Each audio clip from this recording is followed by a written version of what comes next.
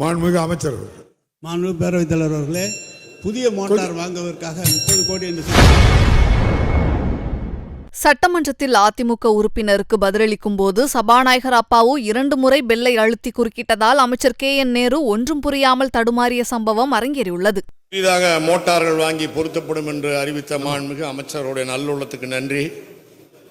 என்னுடைய பணிவான வேண்டுகோள், 555 கிராமங்களுக்கும் சேர்ந்து மேற்பார்வையிடுவதற்கு ஒரே ஒரு ஏஇ தான் இருக்காரு.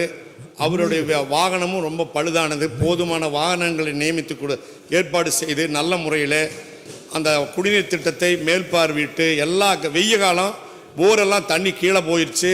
போர்வெல் வாட்டரை மக்கள் குடிப்பதனால் நோய் நொடி வருகிறது. எனவே தயவு செய்து அமைச்சர்கள் தனி கவனம் செலுத்த வேண்டும் என்று கேட்டுக்கொண்டு, கோவை மாவட்டம் பொள்ளாச்சி வடக்கு ஊராட்சி ஒன்றியம் தாளக்கரை ஊராட்சியில் புதிய காலனிக்கு 9.70 கோடி திட்டம் துவங்கப்படும் என்று உங்கள் தொகுதியில் முதலமைச்சர் திட்டத்தின் மூலம் நான் கேட்டதற்கு 29/8/2023 அறிவிப்பு அமைச்சருடைய பதிலுரையில் அறிவிப்பு கொடுத்திருக்கிறீர்கள்.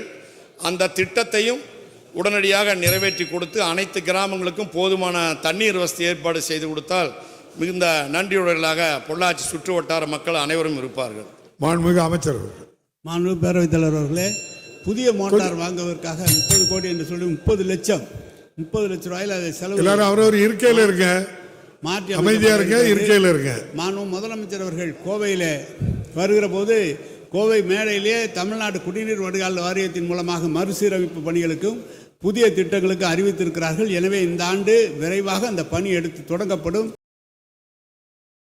செய்திகளை உள்ளது உள்ளபடி தெரிந்து கொள்ள ரெஃப்ளெக்ட் நியூஸை சப்ஸ்கிரைப் பண்ணுங்க.